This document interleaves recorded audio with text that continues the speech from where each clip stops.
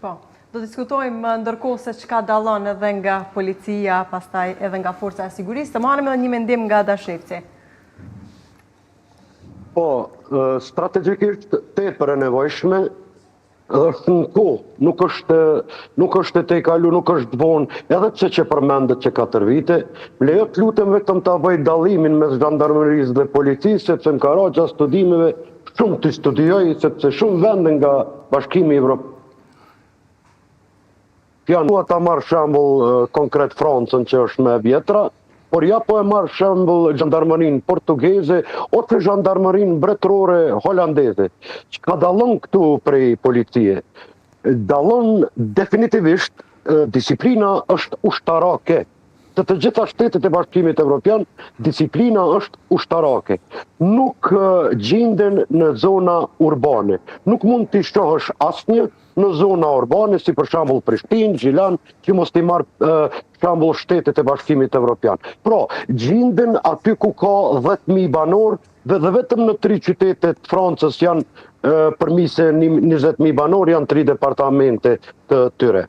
Gjenden në zona rurale dhe qëndrojnë aty, e luftojnë terrorizmin, kanë mjete më të rënda, kanë dronët e tyre dhe i kanë specifikat dhe trajnimet e tyre të veçanta. Koloneli e përmeni dhe me thonë në ligjin, po, sepse të gjithë kanë ligj, është ligji për AKI, është ligji për policinë, është ligji për inspektoratin policor. Kjo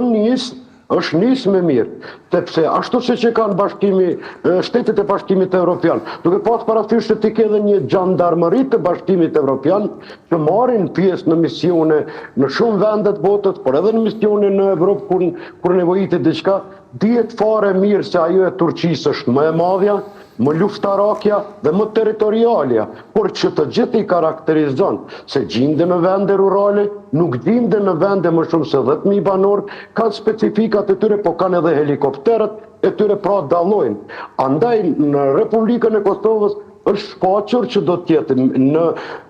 ndërministrinë e punëve të brendshme,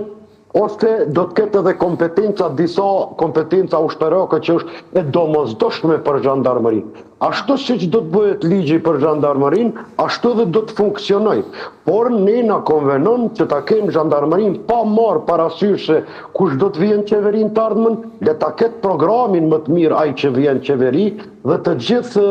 të demonstrojnë në praktik se ne do ta kemi një zhandarmeri.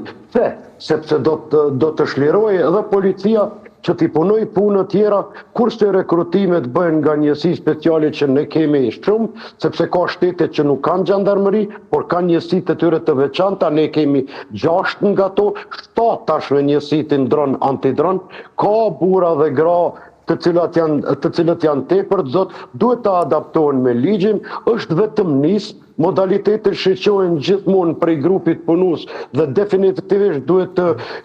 të shqyqohen edhe ekspertët ndërkombëtar, pse jo, mere shembullin e Francës, sepse është me vjetra, por mere shembullin edhe Portugalisë, mos e haroj asesi, dhe nëse nuk konvenon ajo shko mere shembull edhe të zhandarmerisë mbretërore holandeze, sepse mund të inkorporosh dhe mund të ndihmojnë. Këtu i kemi edhe karabinierët, ata janë zhandarmeri, këtu kemi pas zhandarmerinë franceze, ata kanë nejt 17 vite, këtu kemi pasur edhe Guarda di Financia që është ushtarake, por ka punuar si një lloj i tyre zhandarmeri që në italisht i quajnë karabinierë. Po, e bëri shpjegimin edhe për dallimin mes policisë dhe FSK-s, për të marrë edhe një mendim tuaj, sepse më njëherë me të bërë